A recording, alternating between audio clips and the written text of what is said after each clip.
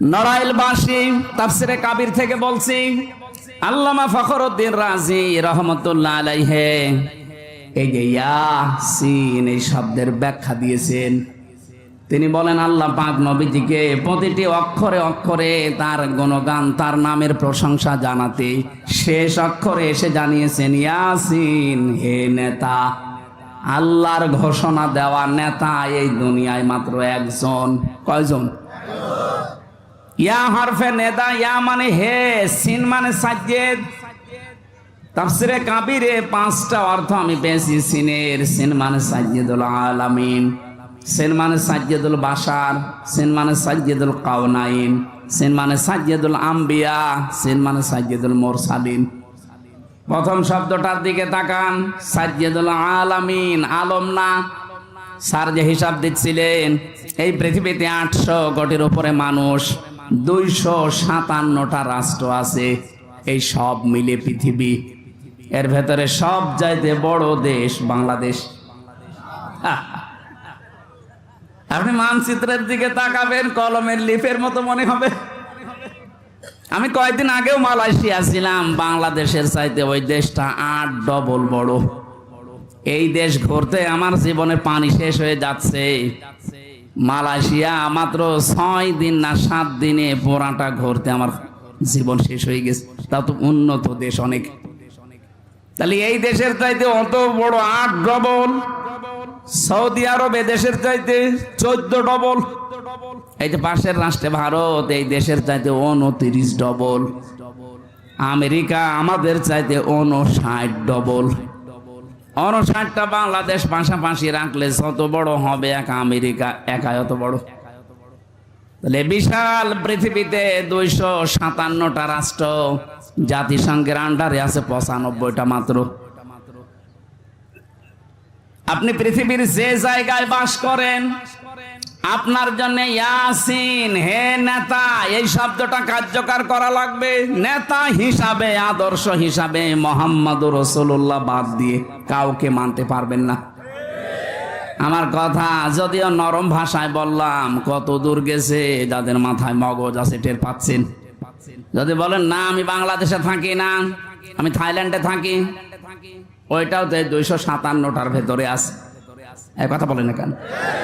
কেউ যদি বলে না এই 257টা দেশের আমি কোনো জায়গায় থাকি না, কোথায় থাকেন? চাঁদের দেশে, তো ওইটাও তো আরেক জগৎ। মঙ্গল গ্রহে থাকি, ওইটাও আরেক জগতে। সব মিলেই আলামিন, সব মিলে কি? তাহলে যেখানেই থাকবেন, তানাজ্জালুল আমরু বাইনাহুন্না, প্রতিটি জায়গায় আল্লাহর বিধিবিধান নাজিল হচ্ছে।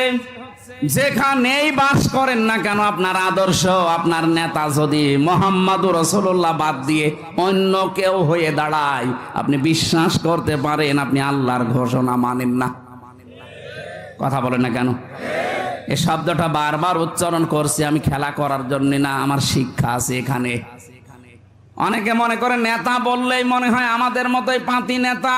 না, নেতা শব্দটা অনেক গুরুত্বপূর্ণ বিষয়, কারণ এটা কিয়ামতের সাথে সম্পৃক্ত। কিয়ামতে আল্লাহ যখন আপনাকে বিচারের জন্য তার দরবারে ডাকবেন, প্রথমে আপনাকে একা ডাকবেন। কয়জন করে বলেন বলেন? কুল্লুহুম আতিহি ইয়াউমাল কিয়ামাতি ফারদা। সূরা মরিয়মের 95 নম্বর আয়াতে আল্লাহ বলেন কিয়ামতে প্রতিটি মানুষকে আমি ডাক দেব আমার সামনে। কয়জন করে? আরো জোরে বলেন। এবার আপনি এখান থেকে কি নেবেন? বাংলাদেশের বিচার ব্যবস্থায় 4টা সিস্টেম আমরা পাই। এই নড়াইলের ম্যাজিস্ট্রেট কোর্ট থেকে আপনার বিরুদ্ধে যদি রায় আসে, আপনি কিন্তু বলতে পারবেন না আমি মানি না। এতটুকু বলার অধিকার আছে যে আমি ন্যায় বিচার পেলাম না, আমি আরেকটু উপরে যাব। কোথায় যাবেন? জজ কোর্টে যান। নড়াইল জজ কোর্ট থেকে আপনার বিরুদ্ধে যদি রায় আসে, আপনি বলতে পারবেন না যে আমি মানি না, তাহলে রাষ্ট্রদ্রোহী মামলা হবে। কি কথা বলেন এখানে? রাষ্ট্রের বিরুদ্ধে গেলে কি মামলা হয়? রাষ্ট্রদ্রোহী। এই কথা বলেন, আরো জোরে বলেন। রাষ্ট্রদ্রোহী যারা, তাদের কোনো ধর্ম নেই। আপনি শুনতেছেন না, রাষ্ট্রদ্রোহী যারা, এই দেশের বিরুদ্ধে যারা, তাদের কোনো ধর্ম আছে? আজ বিভিন্ন ধর্মের নাম নিয়ে রাষ্ট্রদ্রোহী কাজ করে অনেক মানুষ ছাড় পাওয়ার চেষ্টায় আছে। এই যে চিন্ময় কুমার দাস, উনি আজ একটা ধর্মের নাম নিয়ে ইসকন বলেন আর হিন্দু ধর্ম বলেন, যে ধর্মই বলেন, রাষ্ট্রদ্রোহী কাজ যারাই করবে তাদের কোনো ধর্ম নেই। কালকে প্রধান উপদেষ্টার সাথে আমির জামাত যে বৈঠক করেছিলেন, তার শেষ কথা এটা ছিল যে রাষ্ট্রদ্রোহী যারা, তাদের কোনো ধর্ম নেই। বিচার যেভাবে করা লাগে রাষ্ট্রের বিধানে আপনাকে করা লাগবে। মাওলানা মামুনুল হকের মাথায় যদি দড়ি দিয়ে বেঁধে নেওয়া যায়, আমির হামজার মাথায় যদি দড়ি দিয়ে বেঁধে নেওয়া যায়, আল্লামা দেলাওয়ার হোসাইন সাইদির মাথায় যদি দড়ি বাঁধা যায়, তো কি হয়েছে চিন্ময় সাহেব? রাষ্ট্রের বিরুদ্ধে গেলে তার কোনো ধর্ম নেই। এই কথা বলছেন, মামলা হয়ে যাবে কিন্তু আপনার বিরুদ্ধে রাষ্ট্রদ্রোহী। আমার বিরুদ্ধে হয়েছিল এইটা, এই জন্য আমার মাথায় দড়ি দিয়েছে। একই কাজ যদি এই বাংলাদেশে কেউ করে, তার মাথায় আপনি দড়ি না দিয়ে ডাব খাওয়াবেন, একে কি মামা বাড়ি পেয়েছেন?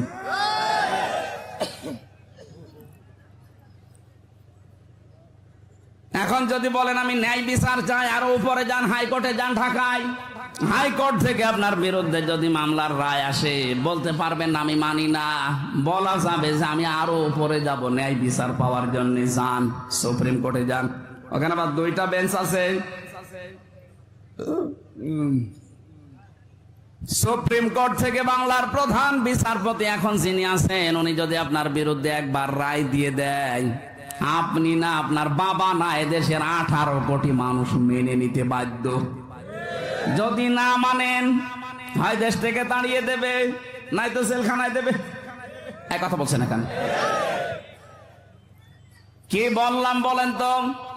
এখানে যে 4টা ধাপ পেলেন বিচারের, কিয়ামতে আল্লাহ যে বিচার ব্যবস্থা সাজাবেন, ওখানেও ধাপ বানাবেন 1, 2, 3টা।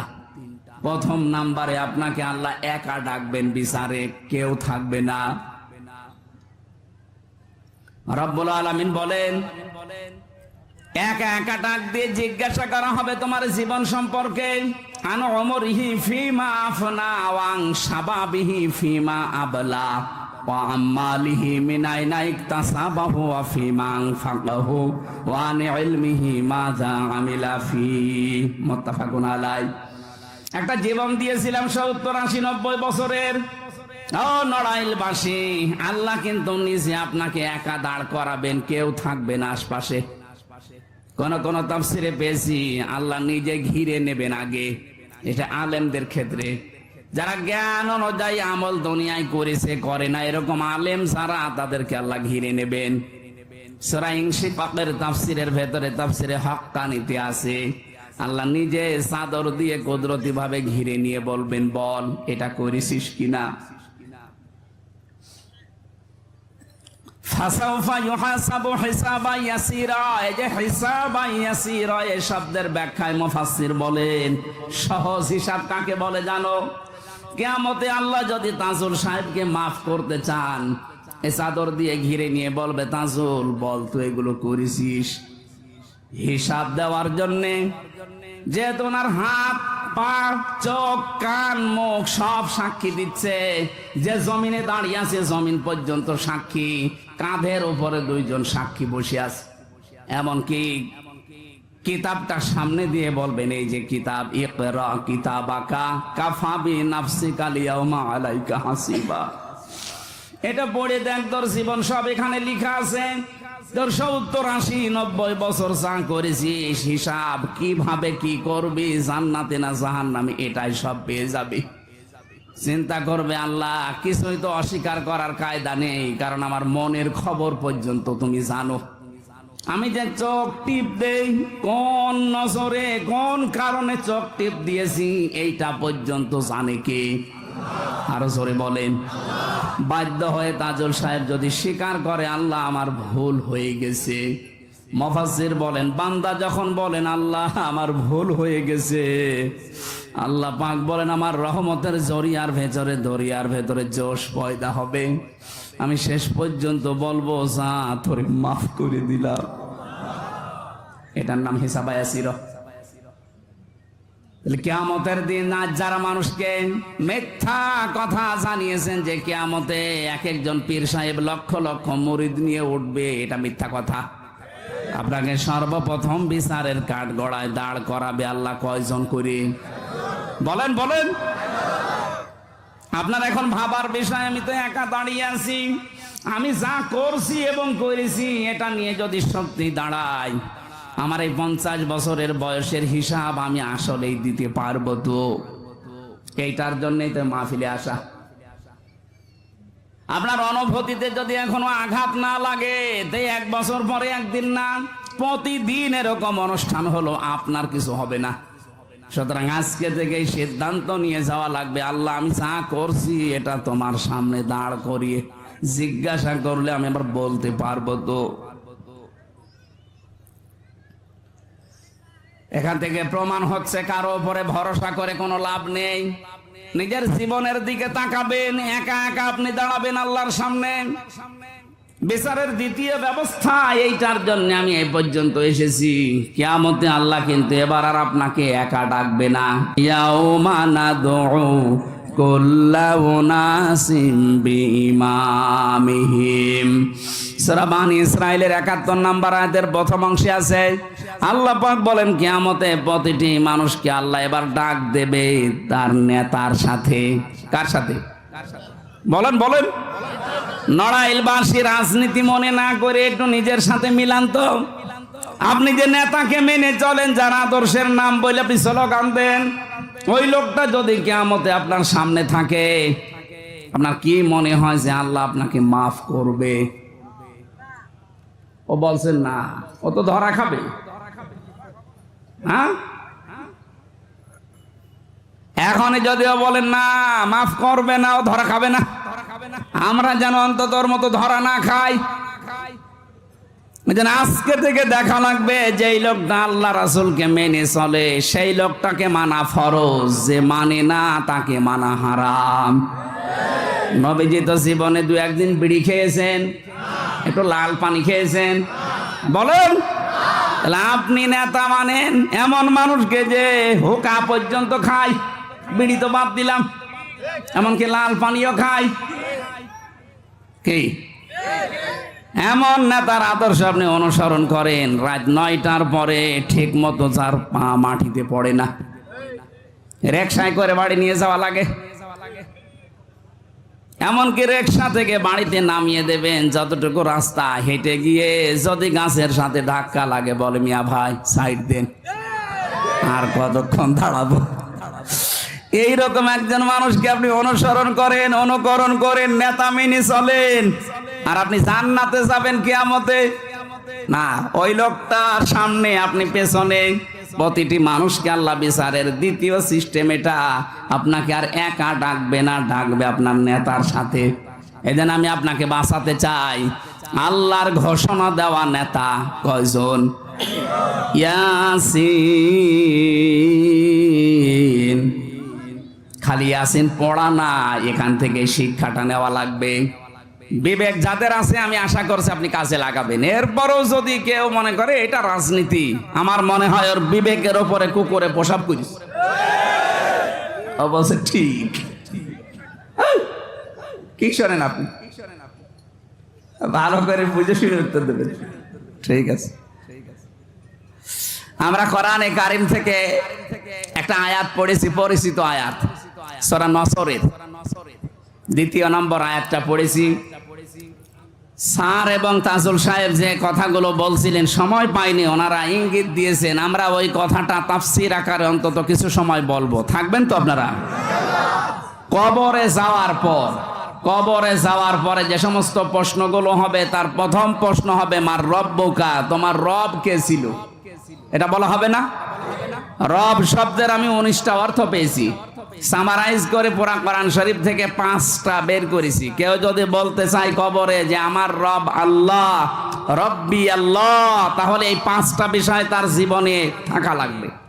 আজকে আমার আলোচনা রব বিষয় না। আমার এই নড়াইলে মাহফিল আছে লোহাগাড়াতে 15 তারিখে, লক্ষ্মী পাশা।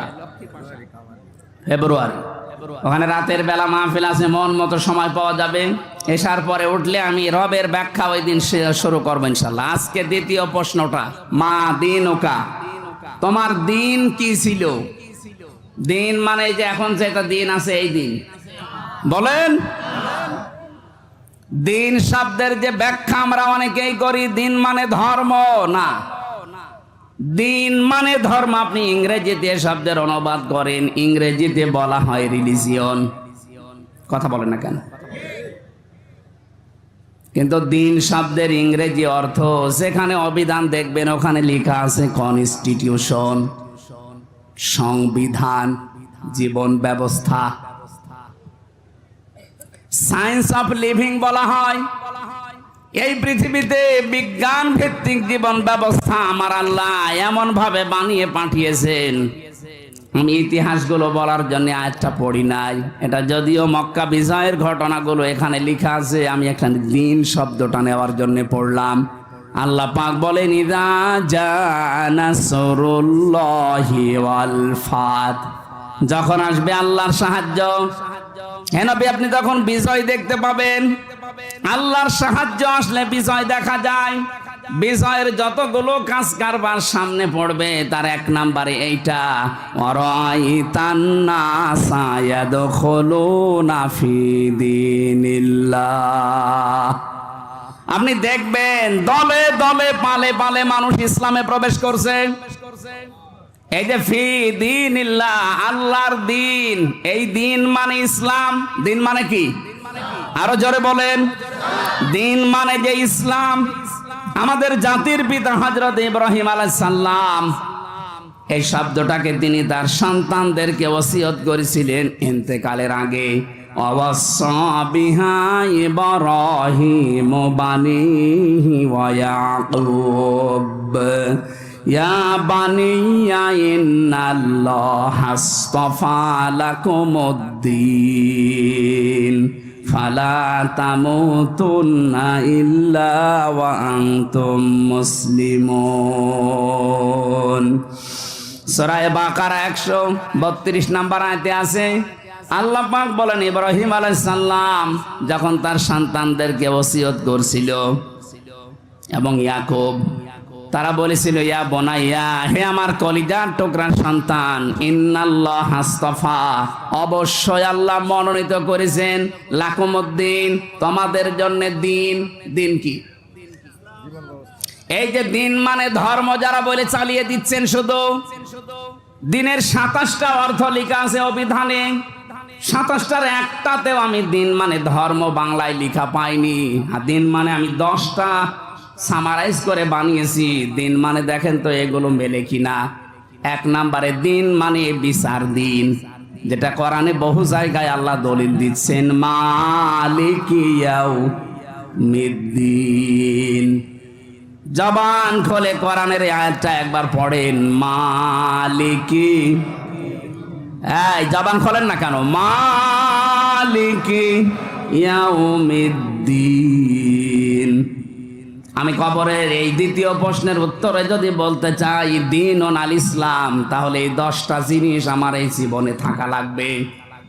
এগুলো শুধু থাকা না, বিশ্বাস করে প্র্যাকটিক্যাল লাইফে আপনি দেখাবেন যে হ্যাঁ আমি মানি। এক নম্বরে দিন মানে কিয়ামতের দিন, বিচার দিন। এইটা যদি কেউ বিশ্বাস করে মেনে নিতে পারে, ওর জীবন থেকে মাস্ট বি অপরাধ যেটা চলে যাবে। ওই জামানায় নবীজি যাদেরকে এই কিয়ামতের দিনের কথা বুঝিয়েছিলেন, যারা ছিল নারীর ইজ্জতের জম, তারা হয়ে গেছে নারীর পাহারাদার। কথা বলেন না কেন? যারা চোর ছিল, ডাকাত ছিল, টপ টেরার ছিল, এই যে মালিক ইয়াউমিদ্দিন, এই কিয়ামতের দিনের কথা তাদেরকে বোঝানোর কারণে ওদের চরিত্র পুরাটা পাল্টিয়ে গেছে। তাহলে আমাদেরও কিয়ামতের বিশ্বাস থাকার দরকার নেই? আমাদের তো আছে। আরে ভাই, কিয়ামতের বিশ্বাস আমাদেরটা আর সাহাবীদের এক না। হযরতে ওমর রাদিয়াল্লাহু তাআলা আনহু কিয়ামতের দিনের তার জীবনের ভেতরে পেয়েছি। ইন্তেকালের 12 বছর পরে তার সন্তান আব্দুল্লাহর সাথে একবার স্বপ্নে দেখা হয়েছিল। তিনি বলেন, আব্বা তুমি কোথা থেকে আসলে এতদিন পর?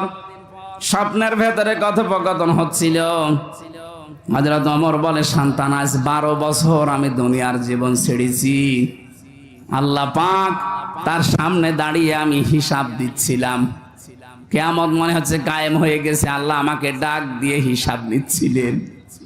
12টা বছর পরে আমি যে 26 বছর বয়সে মুসলমান হয়েছিলাম, এই দিনের আগে যত কিছু করেছি আল্লাহ মাফ করে দিয়েছেন। কারণ কালেমা পড়লে বিশ্বাস নিয়ে পেছনের অপরাধ আল্লাহ সব মাফ করে দেয়। কিন্তু এরপরে যেই কয়দিন দুনিয়ায় বেঁচে ছিলাম, জীবনের এই কয় বছরের হিসাব আমার সময় লেগেছে আল্লাহর দরবারে 12 বছর। শেষ পর্যন্ত আল্লাহ পাক আমাকে ডাক দিয়ে বলে, ওমর তোমারে মাফ করে দিলাম। আমি আল্লাহর কাছ থেকে ক্ষমা পেয়ে জান্নাতের নহর থেকে গোসল করে এখন এই জান্নাতের পোশাক পরে জান্নাতে যাচ্ছি। ও নড়াইলবাসী, এটা যদিও দুর্বল, সনদটা আমি শিক্ষার জন্য বলছি। বলেন তো, হযরত ওমরের মতো মানুষ যিনি জান্নাতের সার্টিফিকেট দুনিয়াতে জিন্দা অবস্থায় পেয়েছিলেন যে তুমি জান্নাতি, আকাশের তারকার চাইতে যার দুনিয়ায় নেকির কাজ বেশি, এই মানুষটার যদি 12 বছর লাগে তারপরও আল্লাহ মাফ করে দেয়, এ নড়াইলের আমরা যারা আছি আমাদের কত বছর লাগতে পারে বলেন তো? আমাদের কোনো গ্যারান্টি আছে? এমনকি জাহান্নামে যাবো সে গ্যারান্টিও নেই। এই গ্যারান্টি আছে? এই জন্য আমার কিয়ামতের দিনের বিশ্বাস এবং বাস্তবতা দেখাতে হবে, তাহলে মরণের পরে বলতে পারবেন দ্বীনুল ইসলাম। 2 নম্বরে আনুগত্য। হযরত ইব্রাহিম আলাইহিস সালাম যেটা দেখিয়েছিলেন, ইয ক্বালা লাহু রাব্বুহু আসলিম ক্বালা আসলামতু লিরাব্বিল আলামিন। গাছের মাথায় বসে কোড়াল দিয়ে কাঠ কাটছিলেন, আল্লাহ পাক বলেন আত্মসমর্পণ করো, আনুগত্য করো আমি আল্লাহর কাছে। হযরত ইব্রাহিম সঙ্গে সঙ্গে বলেছিলেন আমি আত্মসমর্পণ করলাম ওই মহান রব্বুল ইজ্জাত ওয়াল জালালের কাছে, যিনি সমস্ত বিশ্ব জগতের মালিক। তাহলে আমাদের যদি দুনিয়াতে আল্লাহর আনুগত্য স্বীকার করে নিতে পারি, কবরে যেয়ে বলতে পারবেন দ্বীনুল ইসলাম। 3 নম্বরে পেয়েছে আমি জীবন ব্যবস্থা, সূরা মায়েদার 3 নম্বর আয়াতে আছে। 4 নম্বরে পেয়েছি রাষ্ট্রীয় আইন, এটা আছে সূরা মুমিনের 26 নম্বর আয়াতে। এগুলো আমরা যদি নাও বোঝার ভান করে থাকি, ফেরাউন কিন্তু বুঝেছিল। দিন মানে যে রাষ্ট্রীয় আইন, এটা ফেরাউন বুঝেছিল। হযরতে মুসা আলাইহিস সালামকেও মেরে ফেলবে, হত্যা করবে, এই জন্য ঘোষণা দিয়েছে। আকালা ফিরআউনু যারুনি আকতুল মূসা ওয়ালিয়াদউ রাব্বা ইন্নী আখাফু আন ইউবাদদিলা দীনাকুম। আমাকে ছেড়ে দাও, আমি মূসাকে মেরে ফেলবো, হত্যা করব, সে তার রবকে ডাকুক। আমি ভয় পাচ্ছি, আমি আশঙ্কা করছি আমার রাষ্ট্রের বিধিবিধান আইন কানুন মূসা পাল্টিয়ে ফেলবে। তাহলে এখানে দিন মানে রাষ্ট্রীয় আইন।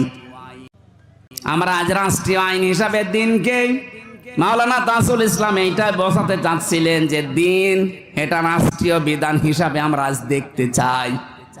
এই কথা বলেন না কেন? 53 বছর তো বিভিন্ন জিনিস দেখেছেন, উনি তো মার্কা পর্যন্ত বলে দিয়েছে। বাবা চালিয়েছিল দেশটা মন মতো, এই জন্য মানুষ দুর্ভিক্ষে মরে গেছে। আমি বাঙালাম, বাবা চালানোর সময় দুর্ভিক্ষ হয়নি। আমি না দেখিনি, আমার 33 বছর, কিন্তু মুরব্বীরা তো দেখেছে। বাবা চালিয়েছে, আমরা পড়েছি কিতাবে ইতিহাসে যে এ দেশের মানুষ দুর্ভিক্ষে মারা গেছে। অনেকের স্বামী চালিয়েছিল, কাঙ্ক্ষিত শান্তি দিতে পারে নাই। এ কথা বলছেন এখানে। চাচা চালিয়েছে 9 বছর, 10 বছর জেল খেটেছে। ভাবি চালিয়েছিল, হয়নি। বউ চালিয়ে গেল, কি দেখলাম। এখন শুধু বাকি আছে এ কোরআনে কারিম দিয়ে দেশ চললে কেমন দেখা যায়। আর এটা তো ফেরেশতারা এসে দাঁড় করিয়ে দেবে। বলেন, একটা সুযোগ এসেছে, আন্তর্জাতিক কিছু চক্রান্ত আছে, এটা যদি সত্যিই মোকাবেলা করা যায়, দেশের মানুষ ঐক্যবদ্ধ হয়ে চরম চোখে দেখে যেতে পারবেন এই কোরআন দিয়ে বাংলার জমিন চলছে। এটা মিনি জান্নাত হয়ে যাবে, আপনি টের পাচ্ছেন না? তাই সত্যি বলছে, এটা মিনি জান্নাত হয়ে যাবে। লিইয়ুযহিরাহু আলাদ-দীনি কুল্লি, দুনিয়ায় যত দিন আছে, যত জীবন ব্যবস্থা মানুষের বানানো আছে, সব কিছুর পেছনে ফেলে এই ইসলামকে, দিনকে জমিনে কায়েম করা লাগবে। এজহার শব্দের শাব্দিক অর্থ শুধু প্রকাশ করা না। মান করাল কোরআনা ফাস্তাজহারাহু, যে ব্যক্তি কোরআন পড়ে আর কোরআনকে এজহার করার চেষ্টা করে, আই এজহার মানে এখানে বিজয়, গালেব শব্দটা আছে। আমি হাদিসের পরিভাষায় দেখেছি, কেউ যদি কোরআন পড়ে আর কোরআনকে বিজয়ী করার জন্য চেষ্টা চালায়, ফাহাল্লা হালালাহু ওয়া হারামা হারামা, কোরআন বিজয়ী হয়ে গেলে হালালকে হালাল, হারামকে হারাম জেনে মেনে নেওয়া যায়। কথা বলেন না কেন? বাংলাদেশে কোরআন বিজয়ী নেই, এই জন্য আমরা হারামকে হারাম জানার পরেও ছেড়ে দিতে পারি না।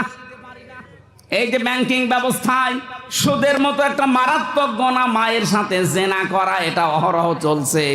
আমরা আজ পাল্টাতে পারছি না, কারণ এদেশে কোরআন বিজয়ী নেই। বলেন না কেন? হ্যাঁ, ইসলামী ব্যাংক চেষ্টা চালাচ্ছে, 100% সম্ভব না। যতদিন পর্যন্ত যাকাত ভিত্তিক অর্থনীতি বাংলাদেশে কায়েম না হবে, এদেশে যদি ফেরেশতাও ব্যাংক খোলে, তাও সুদ থেকে মুক্ত হওয়া সম্ভব না। কিন্তু ওরা চেষ্টা চালাচ্ছে। এটা কিছু নিয়ম নীতি আছে। যদি ইসলামী রাষ্ট্র দেশে কায়েম হয়ে যায়, মুশারাকা, মুদারাবা, মুরাবাহা, বায়ে সালাম, বায়ে মুআজ্জাল, বায়ে ইস্তিসনা, এই সমস্ত নিয়ম নীতিগুলো যখন ইসলাম অনুযায়ী ব্যাংকিং ব্যবস্থায় চলবে, তখন ওই সোনালী, রূপালী, চৈতালি সব ব্যাংক বাধ্য হবে ইসলাম অনুযায়ী চলতে। এখন যেহেতু নেই যাকাত ভিত্তিক অর্থনীতি এই দেশে রাষ্ট্রীয় ভাবে, যতদিন না হয়, আমি আহ্বান জানাবো অন্তত ইমানের দাবি অনুযায়ী মুসলমান হিসাবে রাষ্ট্রীয়ভাবে এই দেশে ইসলাম কায়েম হওয়ার আগ পর্যন্ত ইসলামী ব্যাংকে কারবার করেন। এক কথা বলছেন। নবীজি 13 বছর মক্কায় ছিলেন আর 10 বছর মদিনার রাষ্ট্রপ্রধান ছিলেন। 13টা বছর মক্কায় থাকাকালীন নামাজ পড়েননি। কথা বললেন না কেন? কোন দিকে ফিরে নামাজ পড়তেন? কাবা শরীফের দিকে। অথচ কাবায় এই 13 বছর পর্যন্ত 360টা মূর্তি ছিল। তাহলে উনি মূর্তির সামনে নিয়ে নামাজ পড়েছেন? এই না মানে মূর্তির সামনে নিয়ে নামাজ হয়? ওনার হইলো কি করে? কারণ মূর্তি নামানোর মতো ক্ষমতা ওনার সময় ছিল না। ঠিক ওই লোকটাই যখন 10 বছর মদিনার রাষ্ট্রপ্রধান হয়ে আছেন, উনি নিচে এসে মূর্তিগুলো ভেঙ্গে ভেঙ্গে ওখান থেকে ফেলে দিয়েছিলেন। তাহলে এর আগে যে নামাজ পড়েছিলেন মূর্তির সামনে নিয়ে নামাজ হয়েছে না হয়নি? আরো জোরে বলেন। আমাদের দেশে যাকাত ভিত্তিক অর্থনীতি রাষ্ট্রীয়ভাবে যতদিন পর্যন্ত কায়েম না হয়, ইসলামী ব্যাংকে কারবার করবেন, গুনাহ হলে ওদের শরিয়া বোর্ড আছে, ওদের হবে। আমার কথা বোঝা যায়নি? আরে ভাই, যে বায়ে সালাম, বায়ে মুআজ্জাল, বায়ে ইস্তিসনা, মুশারাকার সিস্টেম, মুদারাবার সিস্টেম, মুরাবাহার সিস্টেম, এগুলো তো ওই সমস্ত ব্যাংকে নেই। ওরা তো সরাসরি জবাই করে। হ্যাঁ, এরা করছে না তা না, এরা পারছে না তাই করছে, আর ওরা পারার পরেও করবে না। যারা আহ্বান জানাচ্ছি, এটা একটা ইবাদত, অর্থনীতি জীবনের এটা ইবাদত। আমরা পারছি না আজ রাষ্ট্রীয় বিধান। আমরা যদি আজ সত্যি দিনকে মনে করতাম, এটা কায়েম করতে পারতাম। ইব্রাহিম নবী, ইয়াকুব নবী তার সন্তানদেরকে এইটাই বলেছিলেন, আল্লাহ পাক তোমাদের জন্য মনোনীত করেছেন, চয়ন করেছেন, নির্বাচিত করেছেন, পছন্দ করেছেন দিনকে। কাকে বলেন বলেন? সুতরাং এই দিন বাদ দিয়ে এই দিন আবার কি ব্যাখ্যা ছড়া? আলে ইমরান 19 নম্বর আয়াতে পাবেন, ইন্নাদ-দীনা ইনদাল্লাহিল ইসলাম। অবশ্যই আমি আল্লাহর কাছে মনোনীত দিন, তার নাম কি? আরো জোরে বলেন। আমায় ইয়াবতাগি গায়রাল ইসলামি দীনান ফালা ইউকবালা মিন। দুনিয়াতে ইসলাম বাদ দিয়ে যদি অন্য কোনো দিন, জীবন ব্যবস্থা কেউ মেনে চলতে চায়, ফালা ইউকবালা মিন, ওর জীবনের কোনো কিছু আল্লাহ কবুল করছে না, করবেও না। এতটুকু আল্লাহ শেষ করেননি, ওহুয়া ফিল আখিরাতি মিনাল খাসিরিন। সবচাইতে বড় ক্ষতিগ্রস্ত হবে লোকটা আখিরাতে। এজন্য আমাদের এই দুনিয়া যাই হোক, আখিরাত যেন ক্ষতিগ্রস্ত হয়ে না যায়। জীবন ব্যবস্থা হিসাবে, রাষ্ট্রীয় আইন হিসাবে আমরা ইসলামকে, দিনকে দেখতে চাই। এটা যদি কেউ রাজনীতি মনে করেন, হ্যাঁ এটাই আমাদের রাজনীতি, কথা বলেন। এটা যদি কেউ রাজনীতি মনে করেন, হ্যাঁ এটাই তাজুল সাহেবের রাজনীতি। কারণ আমরা চাই সব ধর্মকে পেছনে ফেলে, সব দিনকে পেছনে ফেলে ইসলামকে দাঁড় করাতে। আর হাদিস এইটাই, মান করাল কোরআনা ফাস্তাযহারাহু, কোরআন যে পড়ে আর কোরআনকে বিজয়ী করার চিন্তা ভাবনা নিয়ে চলে, আমরা তো এই চিন্তায় আছি। এখন আমরা দেখতে চাচ্ছি ওয়ারাইতান নাস ইয়াদখুলুনা ফি দীনিল্লাহ, দলে দলে মানুষ বলে পালে আজ ইসলামে আসতেছে। আমার এই আগস্টের 5 তারিখের পর থেকে এই কয়দিনে দেশে আর বিদেশে মিলে প্রায় 150-র উপরে মানুষ মুসলমান হয়ে গেছে আমার হাতে। আরো বাংলাদেশে কত আলেম চেষ্টা চালাচ্ছে, কত মানুষ কত ভাবে তাদেরকে দিন ইসলামে নিয়ে আসছে। এমনকি যারা মুনাফিক ছিল তারাও দলে দলে পালে পালে আসতেছে। জালেমরা তো আসতেছে, আমরা দেখতে পাচ্ছি, জুলুম স্বীকার করে নিয়ে অনেক মুনাফিক পর্যন্ত আসা আরম্ভ হয়ে গেছে। আমি আগস্টের 5 তারিখের আগ পর্যন্ত একটা জরিপ পেয়েছিলাম, এই দেশে 100 জনের মাত্র 15 জন চায় যে রাষ্ট্রীয়ভাবে ইসলাম কায়েম হোক। কিন্তু এই 3 মাসের ব্যবধানে এখন এই বাংলাদেশে 100 জনের 58 জন মানুষ চাচ্ছে ইসলাম এ দেশে কায়েম হোক। বিশ্বাস না হলে আপনি লোহাগাড়া বাজারে যান, লক্ষ্মী পাশা বাজারে যে এক ভ্যানালোকে জিজ্ঞাসা করেন যে তুমি কি চাও সামনে, ও একবারে বলবে আমি আল্লাহর আইন চাই। আমি সরাসরি বললাম তাই, হয়তো অন্য কিছু বলবে। এই জন্য বলছিলাম 15 থেকে মাত্র 3 মাসের ব্যবধানে 58% হয়ে গেছে। কিছুদিন যেতে দেন, ইসলামকে আল্লাহ এই দেশে হাতে তুলে দেবে। অনুরিদু আন্না মুন্না আলাল্লাযীনা ইসতাদঈফু ফিল আরদ, ওই জামানায় ফেরাউন একটা দলকে দুর্বল করে, কোণঠাসা করে, ছোট করে, নিম্ন করে, অপদস্থ করে রাখতে চেয়েছিল। আল্লাহ পাক বলেন নুরিদু আন্না মুন্না, আমি আল্লাহ নিজে ইচ্ছা করলাম, আমি আল্লাহ একটা আশা করলাম যে তাদের উপর আমি মনন করি। মনন মানে অনুগ্রহ করা। ওই সেই দলকে তারা দুর্বল করে রেখেছিল ফেরাউন, ওই দলকে আমি আল্লাহ মনন করলাম, অনুগ্রহ করলাম। আলাল্লাযীনা ইসতাদঈফু ফিল আরদ, জমিনের উপরে ফেরাউন যাদেরকে দুর্বল করে রেখেছিল, ওয়ানাজআলাহুম আইম্মাতান, জাতির নেতা আমি তাদেরকে বানিয়ে দিলাম। আমার তো মনে হচ্ছে আগস্টের 5 তারিখের পর থেকে ঠিক এই আয়াতটা বাংলাদেশে মিলে যাচ্ছে। আল্লাহ যেন এই দুর্বল, এই অসহায় কোণঠাসা মানুষদেরকে আজ জাতির ইমাম, জাতির নেতা বানিয়ে দিচ্ছে। ওয়ানাজআলাহুমুল ওয়ারিসিন, জমিনের ওয়ারিস বানাবো তাদেরকে। এর পরের আয়াতটা আরো সুন্দর, অনুমাক্কিনা লাহুম ফিল আরদ, তাদেরকে আমি জমিনের শাসন ক্ষমতা দেব। কেন দেব বলেন তো? অনুরিয়া ফিরাউনা ওয়া হামানা ওয়া জুনুদাহুমা, আমি আল্লাহ নিজে দেখাতে চাই অনুরিয়া ফিরাউনা, ফেরাউনকে, হামানকে আর তাদের দল বলকে, তাদের সৈন্য সমর্থ যারা আছে তাদেরকে, মিনহুম মা কানু ইয়াহজারুন, তারা যে বিষয়টা সবচাইতে বেশি ভয় পেত এই 53.5 বছরে, সবচাইতে বেশি ভয় যাদেরকে পাওয়া হয়, সবচাইতে বেশি ভয় এই 53.5 বছরে জালেমরা, মুনাফিকরা, সন্ত্রাসী যারা, তারা সবচাইতে বেশি ভয় পেয়েছে বিশেষ করে ফেরাউন, হামান আর ওর মন্ত্রী পরিষদ দলের লোকজন, ওরা সবচাইতে বেশি ভয় পেয়েছে। না জানি মুসা নবী আবার চলে আসে কিনা। আমার তো মনে হচ্ছে 53.5 বছরের অবসান এখন ঘটতে যাচ্ছে। কারণ এটা ঘটাচ্ছে কে? অনুরিয়া ফেরাউনা, আমি ফেরাউনকে দেখাবো। ফেরাউন যেহেতু চলে গেছে, প্রেতাত্মা আছে, তাদেরকে আল্লাহ দেখাবে। আল্লাহর ওয়াদা মিথ্যা হবে? সুতরাং যাদেরকে এই দেশে দুর্বল করে রেখেছিলেন, আল্লাহ তাদেরকে দিয়ে রাষ্ট্র চালাবে। এই জন্য আফওয়াজা, দলে দলে, আজ দলে দলেই মানুষ আসতেছে। এখন আর দেখা দেখি নেই, দলে দলে মানুষ আসতেছে। এখানে কবরে যাওয়ার পরে যদি সত্যি আপনি বলতে চান দিন অনাল ইসলাম, কমপক্ষে 10টা জিনিস আপনি দুনিয়ায় দিন হিসাবে মানবেন। 5 নম্বরে মানবেন দিন মানে ইবাদত, এটা সূরা রুমের 30 নম্বর আয়াতে আছে। 6 নম্বরে দিন মানে মুখ ফেরানো, এটা সূরা নিসার 45 নম্বর আয়াতে আছে। 7 নম্বরে স্থায়ী শান্তি, এটা সূরা শূরা 13 নম্বর আয়াতে আছে। 8 নম্বরে শান্তির বাণী, 9 নম্বরে বিপ্লব, 10 নম্বরে অবশ্য করণীয় বিধান। এই 10টা বিষয় পড়া কোরআন শরীফ থেকে আমরা নোট করে পেয়েছি।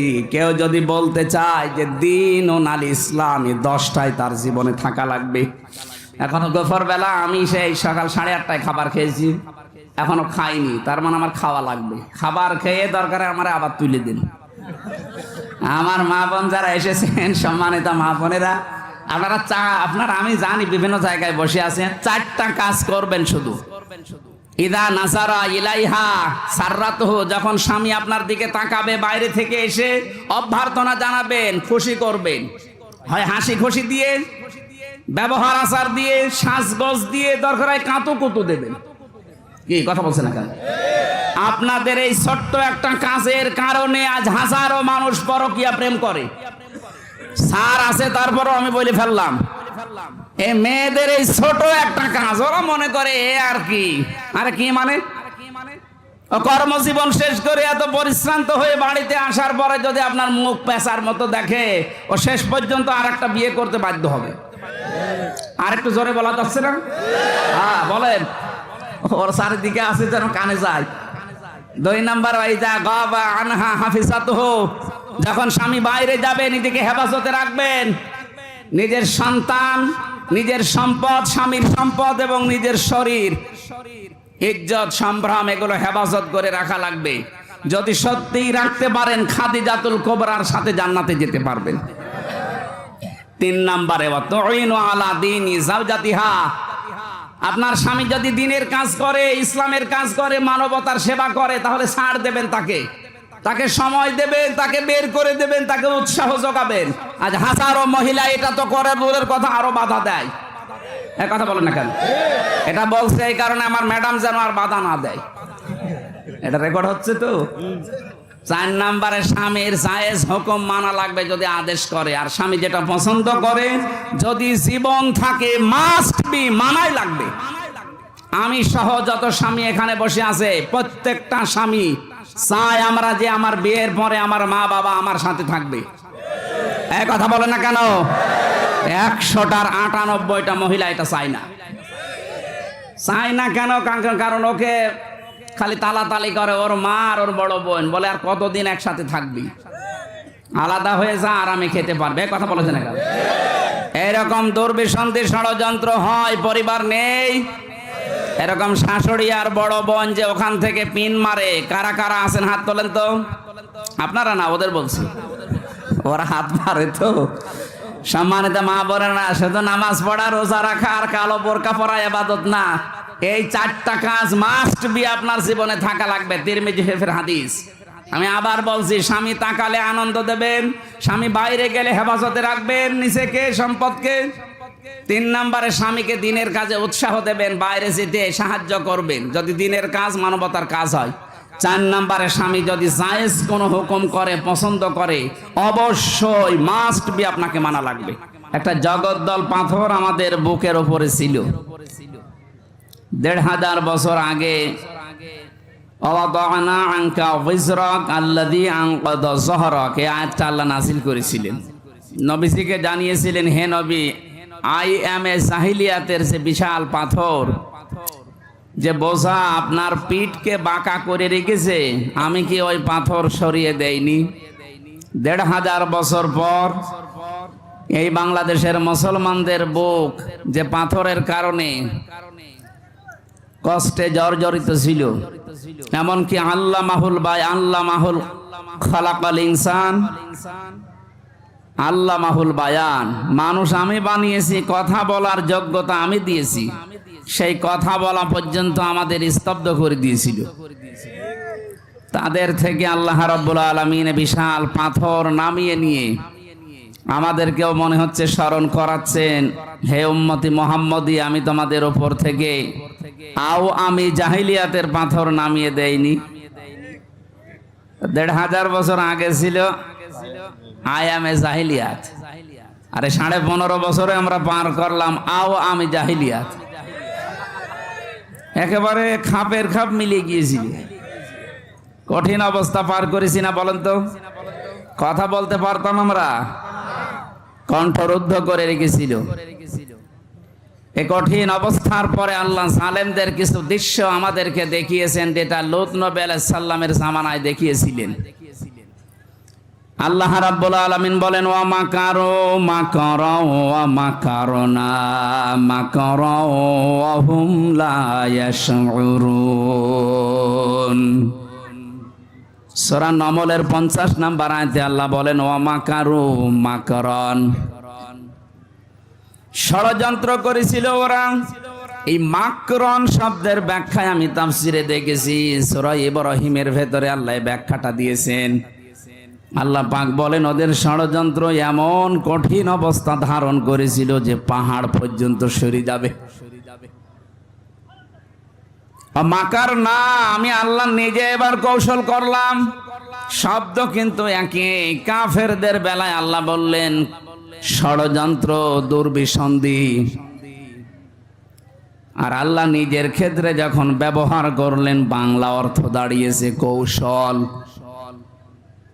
আল্লাহ বলেন পরের শব্দটা মাকরান, আমি এমন কৌশল করেছি ওয়া হুম লা ইয়াশউরুন, তারা কিছুই টের পায়নি।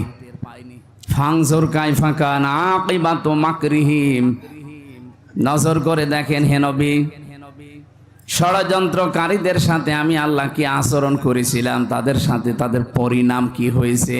আন্না দাম্মারনাহুম ওয়া কওমাহুম আজমাইন। আন্না, আল্লাহ নিজে বলছেন আমি নিজে করেছি। দাম্মারনাহুম, তাদেরকে ধ্বংস করেছি আমি নিজে। ওয়া কওমাহুম আজমাইন, এবং তাদের সকলকেই।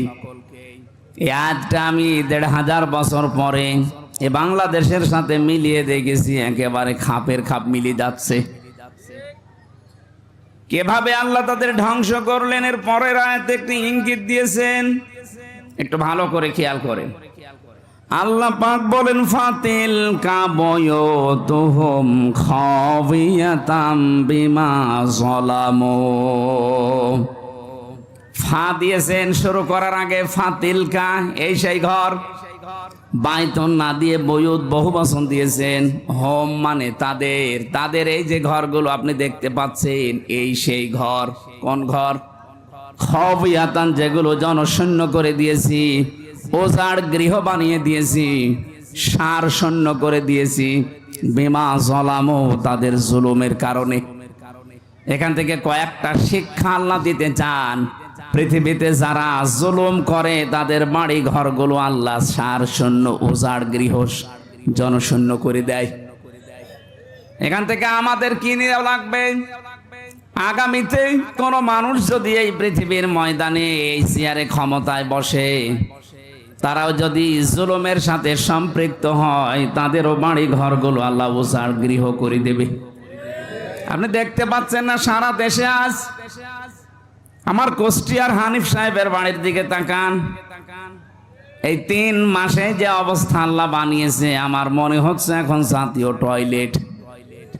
কি কথা বলছেন এখন? গত 3 দিন আগে আমি ছিলাম দিনাজপুরে। ওখানে যিনি ছিলেন ওনার নাকি টর্চার সেল ছিল ওনার ঘরের নিচে। আল্লাহ ওই বাড়িটাকে এখন এমন উজাড় গৃহ বানিয়েছে, মানুষ দলবদ্ধ হয়ে টয়লেট করতে যায়। একা একা যাওয়ার কথা, 3-4 জন যাচ্ছে, চারিদিকে মুখ করে সব প্রসাব করছে, মনে হচ্ছে যে জামাতবদ্ধ হয়ে প্রসাব চলছে।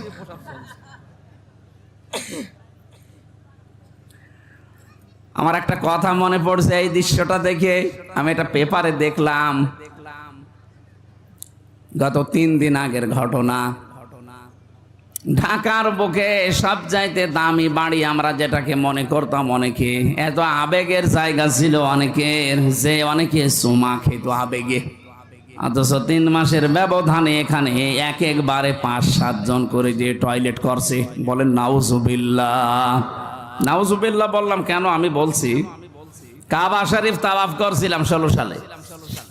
শেষ করার পরে ওই যে উপর দিয়ে ঘুরছিলাম, হঠাৎ দেখি আমার পেটে যন্ত্রণা, ব্যথা করছে। এক পুলিশকে ডাক দিয়ে বললাম, ভাই এতক্ষণ তো ভালোই ছিলাম, হঠাৎ আমার পেটে এত যন্ত্রণা ব্যথা, কারণ কি? পুলিশ আমারে বলছে হাজি হল হজ্জা তাই না বিলা দোকান। ও হাজি, দেশ কোথায়? জি তুমি বাংলাদেশ। আমি বাংলাদেশ থেকে এসেছি। আমারে বলছে আপনি জানেন না এটা কোন জায়গা? না তো। আবু সাহেলের বাড়ি। আপনি এখনো পায়খানা না করে দাঁড়িয়ে আছেন, তাড়াতাড়ি করেন। সত্যি পায়খানা করে দেখি আমার পেটের ব্যথা যন্ত্রণা ভালো হয়ে গেছে। আবু সাহেলের বাড়িটা ছিল জুলুমের কারখানা। এই কথা বলেন না কেন? মানবতার উপর জুলুম করার জন্য বাড়িটা কাজে লাগিয়েছিল। আর 64 জেলার 630টা থানা, যেখানে যেখানে জালেমরা দুর্বিসন্ধি করেছে, জুলুম করেছে, মানবের অধিকার নষ্ট করার জন্য ষড়যন্ত্র করেছিল, প্রত্যেকটা জায়গা আমার মনে হচ্ছে আল্লাহ খবিয়াতান বানিয়ে দিয়েছে। এই জন্য অনেকে পেটের ব্যথা দূর করার জন্য হয়তো যাচ্ছে। কথা বলছে না কেন? না তো একবারে 5-7 জন যাবে কোন কারণে? আপনার বিশ্বাস না হলে হানিফ সাহেবের বাড়ি গোষ্ঠীতে যে দেখেন কি অবস্থা বানিয়েছে, বিরাম বানিয়ে দিয়েছে, ইট পর্যন্ত অনেকে খুলে নিয়ে চলে যাচ্ছে। এই জন্য আমাদের শিক্ষা, ভবিষ্যতে কেউ যদি সত্যি দেশের দায়িত্বে আসেন আর চাই করেন, জালেম হবেন না। কথা বলছেন? যদি জুলুম করেন 5 বছর পরে কিন্তু আপনার বাড়িও জাতীয় টয়লেট হয়ে যাবে, শেষে পেটের ব্যথা হবে, হুজুরের যাবে। আল্লাহ এতটুকু শেষ করেননি, ইন্না ফি যালিকা লাআয়াতাল লিকাউমিন ইয়ালামুন। আয়াতের মাঝে আল্লাহ লামে তাকিদ দিয়েছেন, ইন্না ফি যালিকা লাআয়াতান, অবশ্যই এই সমস্ত নিদর্শনের ভেতরে লিকাউমিন ইয়ালামুন, যারা জ্ঞানী, যাদের জ্ঞান আছে তাদের জন্য শিক্ষা আছে। এখন আমরা যদি এখান থেকে শিক্ষা নিয়ে আগামী আমাদের জীবন যেটা আসতেছে এটা না চালাই, আমাদের অবস্থা আল্লাহ ঠিক এই জালেমদের মতোই করবেন। কথা বলেন ঠিক কিনা? আমি আশা করছি আমরা সতর্ক হব। সুতরাং যে বিশাল পাথর আল্লাহ নিজের দায়িত্ব নিয়ে আমাদের মাথার উপর থেকে, বুকের উপর থেকে সরিয়ে দিলেন, খুশি হয়ে বলেন আলহামদুলিল্লাহ। আল্লাহ রাব্বুল আলামিন বলেন কেন সরিয়েছি জানো?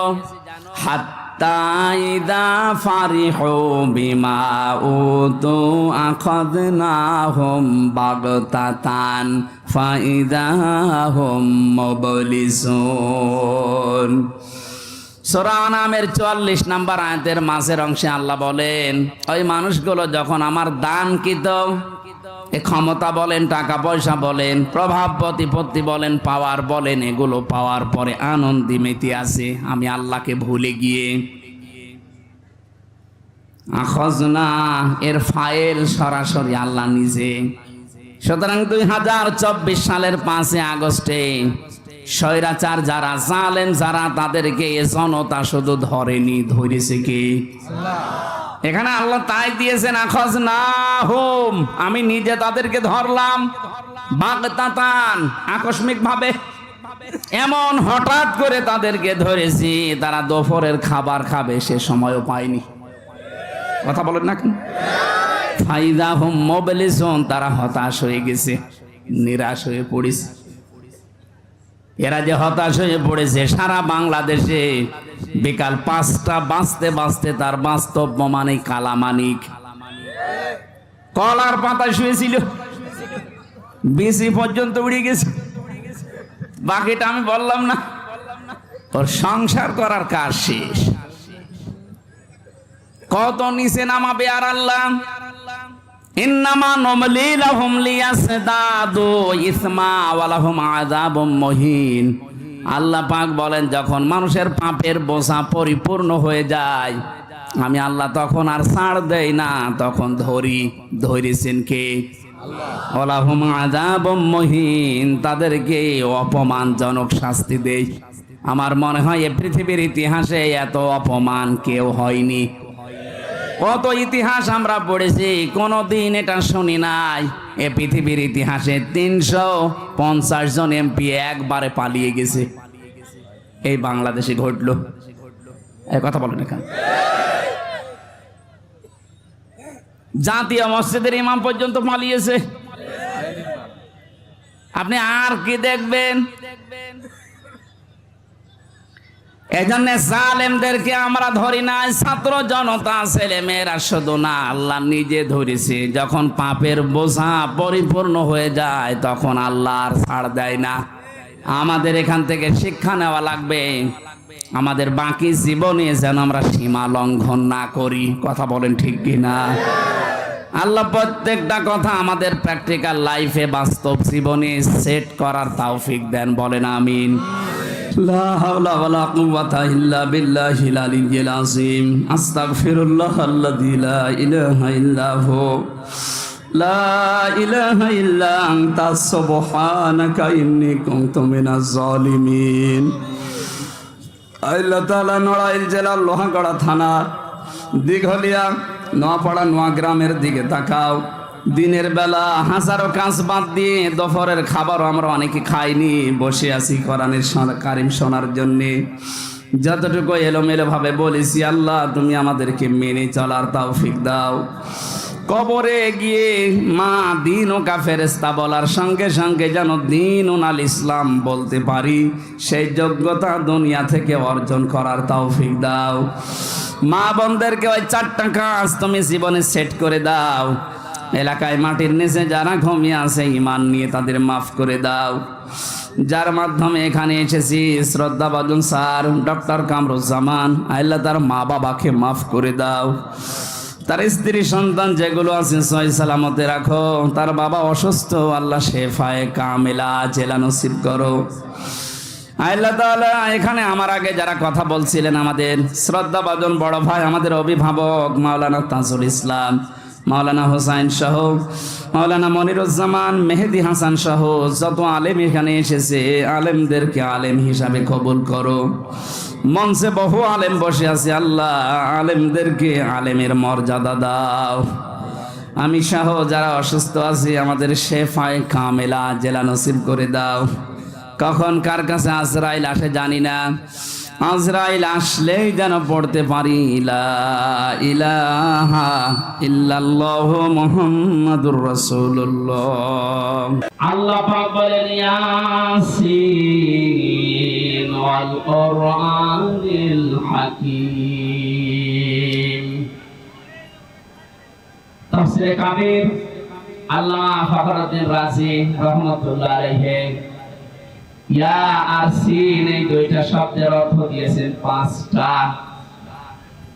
ইয়া মানে হে, এটা হরফে নেদা। সিন মানে সাইয়্যেদ, সাইয়্যেদ শব্দের অর্থ তিনি বলেন 5টি। 1 নম্বরে সাইয়্যেদুল আলামিন, 2 নম্বরে সাইয়্যেদুল বাশার, 3 নম্বর সাইয়্যেদুল কাউনাইন, 4 নম্বর সাইয়্যেদুল আম্বিয়া, 5 নম্বর সাইয়্যেদুল মুরসালিন।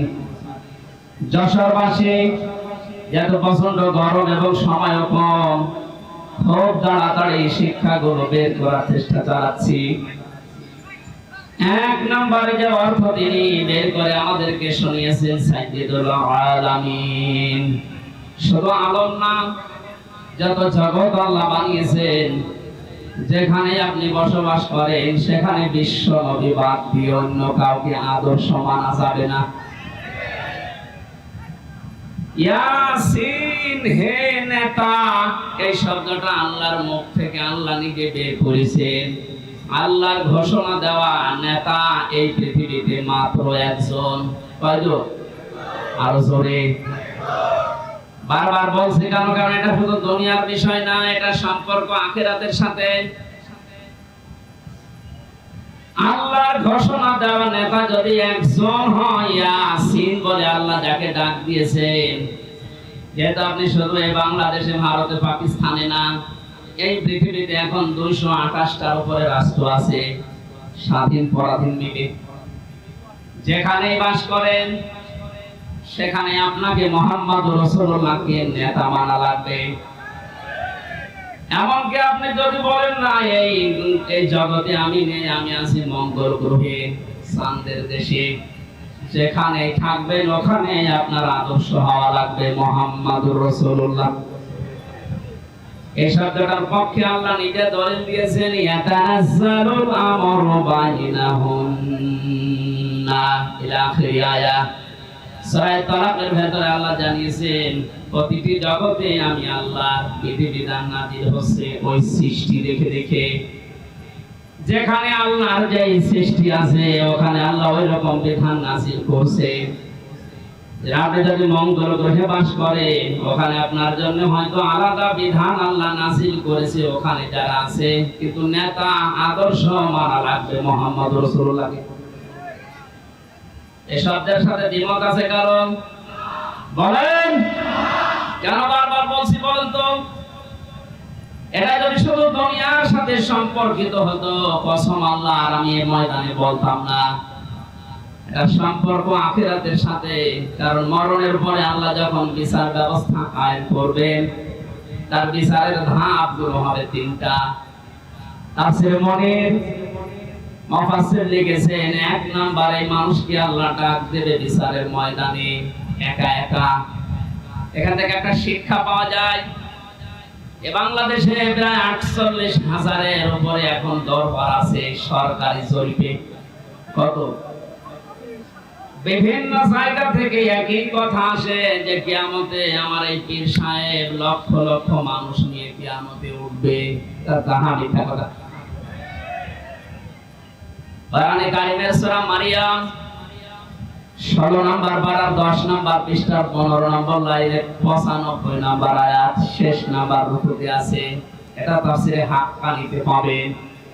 রাব্বুল আলামিন বলেন, ওয়া কুল্লুহুম আতিহি ইয়াউমাল কিয়ামাতি ফারদা।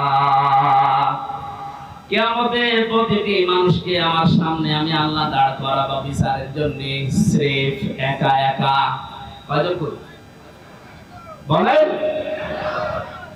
তাহলে এই কথার এগেইনস্টে যে কথাগুলো চলছে ভারত, পাকিস্তান আর বাংলাদেশে, এটা যে পুরা ধোঁকাবাজি, মিথ্যা, কারো উপরে ভরসা করা যাবে না। আপনাকে উঠতে হবে কিয়ামতে স্রেফ একা একা, কেউ থাকবে না। একটু বাস্তবতা নিয়ে ভাবুন তো। কিয়ামতে আল্লাহ বিচার ব্যবস্থার প্রথম ধাপে যখন আল্লাহ আপনাকে ডাকবেন, আপনি যে জীবন তৈরি করলেন জীবনের দিকে তাকিয়ে কি মনে হচ্ছে যে আল্লাহ পাকের সামনে আপনার জীবনের হিসাব দেওয়া যাবে? মাঝে মাঝে একা একা যখন থাকি ভাবি, আল্লাহ তুমি যদি বলো হামজা ২০২৪ সালের আগস্ট মাসের ৩১ তারিখ পর্যন্ত তোর মাফ করে দিলাম, যা, হিসাব দেওয়া লাগবে না। শুধুমাত্র সেপ্টেম্বরের ১ থেকে ১০ তারিখ, এই ১০টা দিনের হিসাব দিয়ে তুই জান্নাতে চলে যা। ও যশোরবাসী, আমার যে জীবনের অবস্থা, আমার তো মাঝে মাঝে এই ধারণা চিন্তা আসে যে না, এই ১০ দিনের হিসাব দেওয়া সম্ভব না। আপনারা পারবেন না? আপনি পারবেন।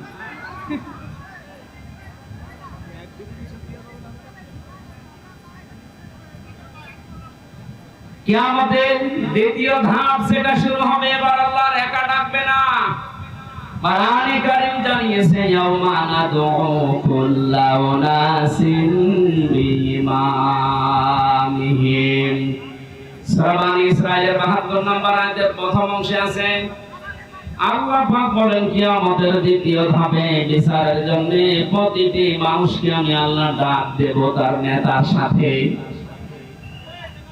এতক্ষণ পর্যন্ত যে ৪-৫ মিনিট আপনাদেরকে আমি উল্টাপাল্টা বলছি না, এই কারণে কিয়ামতে কিন্তু আপনি এবার দ্বিতীয় ধাপে আল্লাহর কাছে একা উঠতে পারবেন না, নেতা সহ উঠতে হবে। আগে আপনার নেতা, এরপরে কর্মী। যশোরবাসী, পাশের জেলায় তো আমার বাড়ি, আপনাদেরকে খুব ভালোবাসি। আমি কোরআনের চোখ লাগিয়ে দেখতে পাচ্ছি যে আমাদের জীবন ভুল পথে আছে। যেহেতু আল্লাহ নিজে জানিয়েছেন কিয়ামতে আপনাকে আপনার নেতার সাথে ডাকবে, আগে নেতা এরপরে আপনি। এবার নিজে ভেবে বলেন তো যে নেতার আদর্শ আপনি মানেন? যার পেছনে স্লোগান দেন, যাকে ভোট দেন, যার আদর্শ এনে আপনি খুশি, সেই লোকটা যদি আপনার সামনে কিয়ামতে থাকে, আপনি তার পেছনে বলেন ওর যা চরিত্র, ওর যা আদর্শ, ওর যা চেহারা সুরাত, ওকে দেখে আল্লাহ মাফ করবে বলে মনে হয়? দেখলেন? এখন বলছে না, তো ধরা খাবে।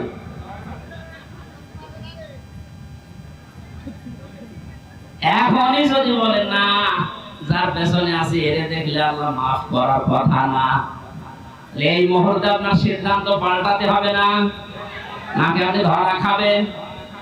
ধরা খেতে চান? এই জন্য আমি আহ্বান জানাচ্ছি, যাদের নেতা ঠিক নেই, এখন যদি বলেন নবী তো নেই, আমি মানবো কাকে? কোরআনে কারীম জানিয়েছে, ইয়া আইয়ুহাল্লাযীনা আমানু আতিউল্লাহা ওয়া আতিউর রাসূলা ওয়া উলিল আমরি মিনকুম ইলা আখির আয়াত। সূরা নিসা 5 নম্বর 12 6 নম্বর পৃষ্ঠা 10 নম্বর লাইনে 59 নম্বর আয়াত, এটা প্রথম অংশে আছে। এটা তাফসীরে ফি জিলালিল কোরআন পাবেন।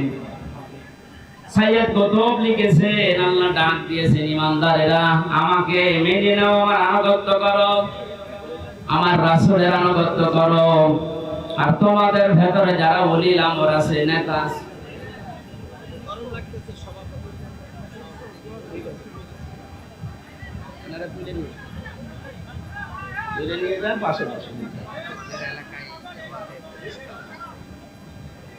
আজকের মাহফিলের সভাপতি না, সভাপতি অসুস্থ, আমি চলে যাচ্ছে, দোয়া চেয়েছি, আমরা দোয়া করছি ইনশাআল্লাহ। নিয়ে যান, এখানে আরেকজনকে বসে। সুবহানাল্লাহ, আলহামদুলিল্লাহ,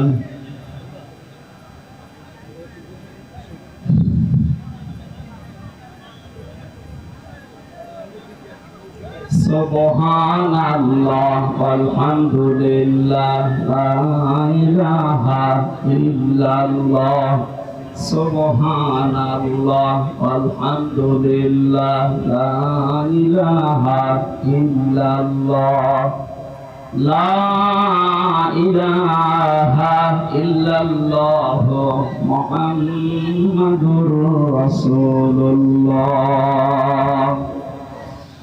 যশোরবাসী, আল্লাহ এবং রাসূলের আনুগত্য করা লাগবে, এখানে কোনো শর্ত দেওয়া যাবে না, প্রশ্ন করা যাবে না।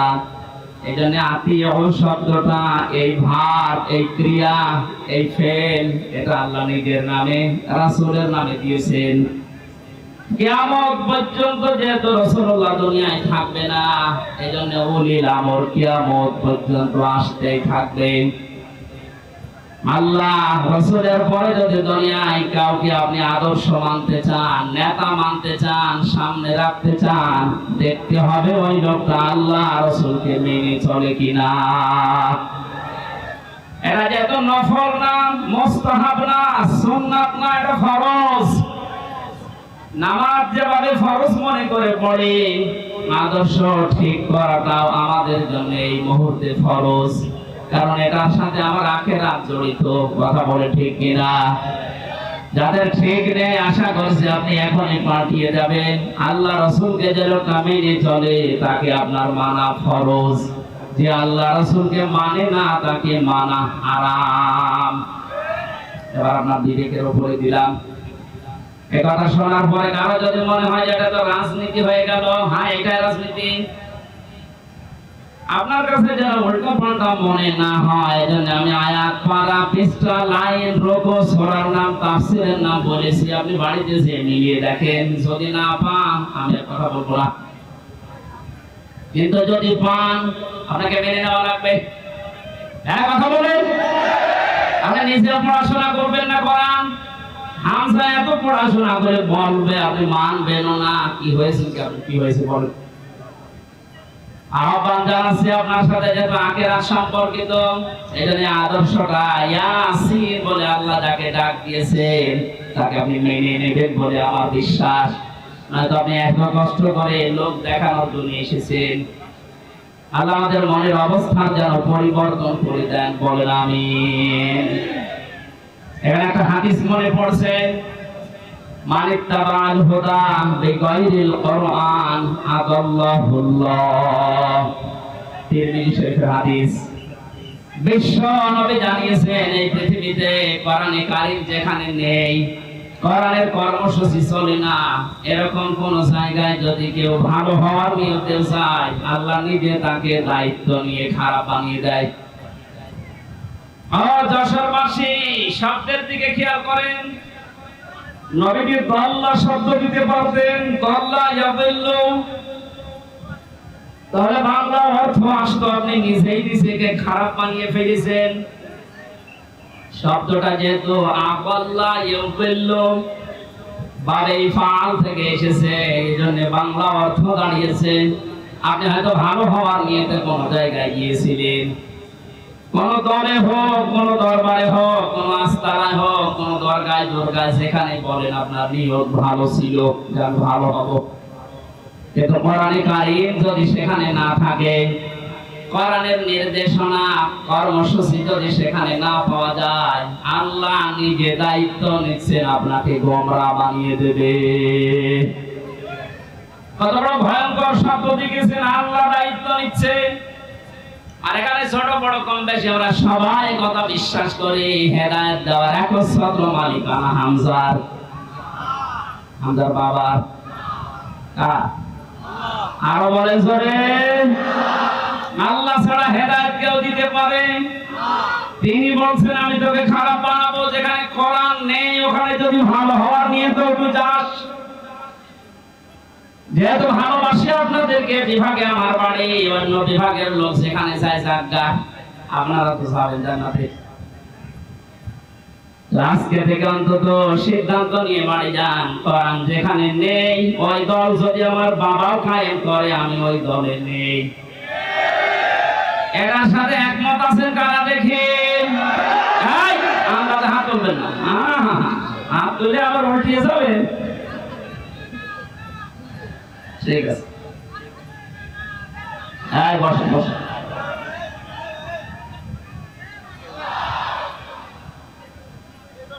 মামা ওয়াজ তো হয়ে গেছে, আবার ওয়াজ করা লাগবে?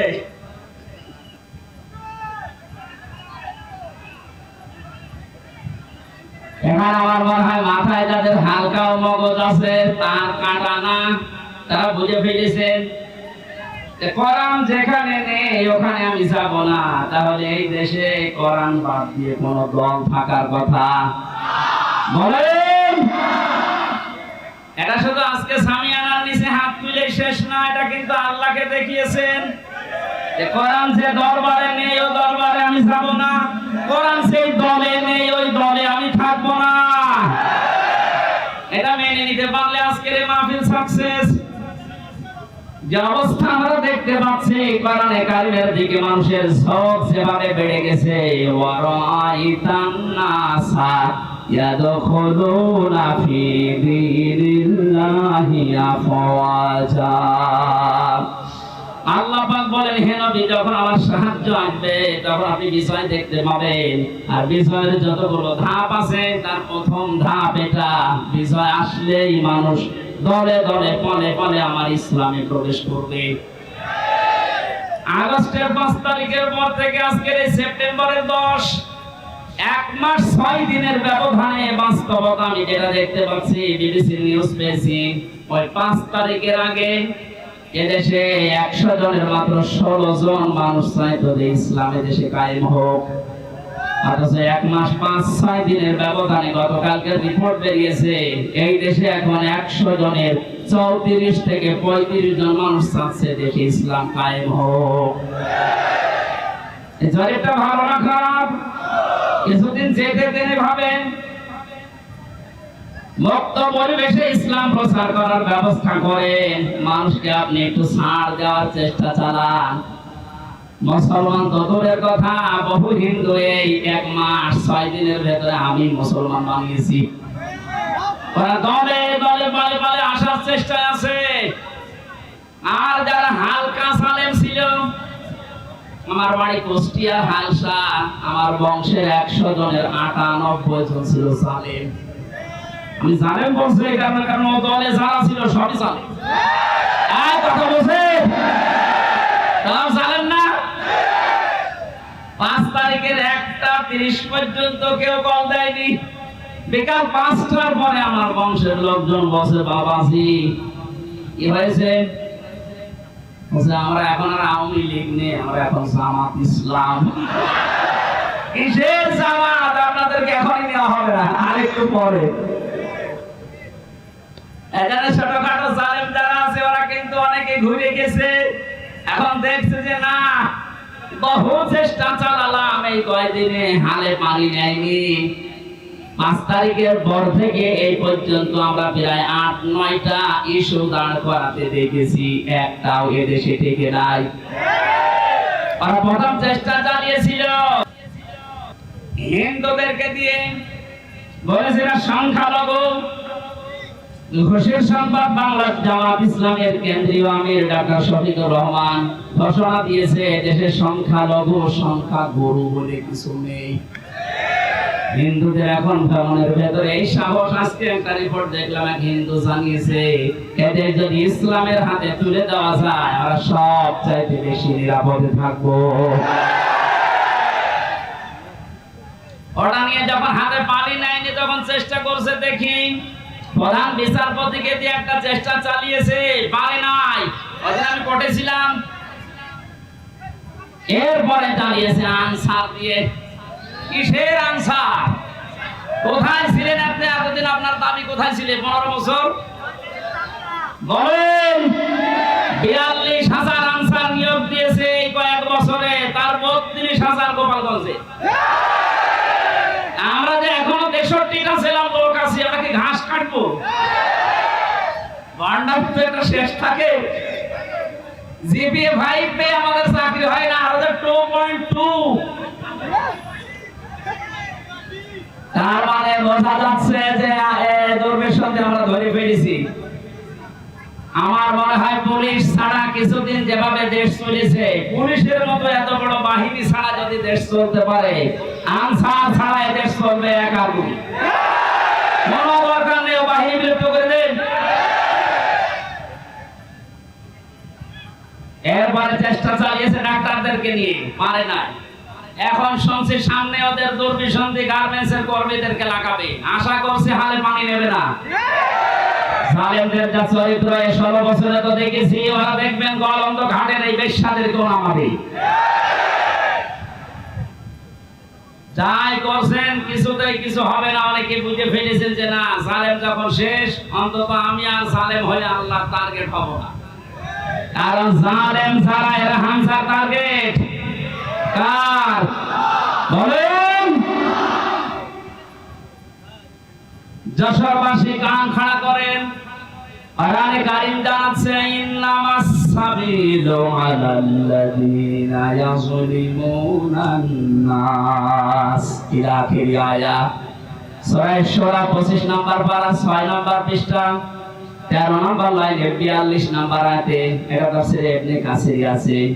ব্যাখ্যা সহ বলতে গেলে অনেক সময় লাগবে, যেহেতু আমি একটা আয়াত পড়েছি একটা টার্গেট নিয়ে।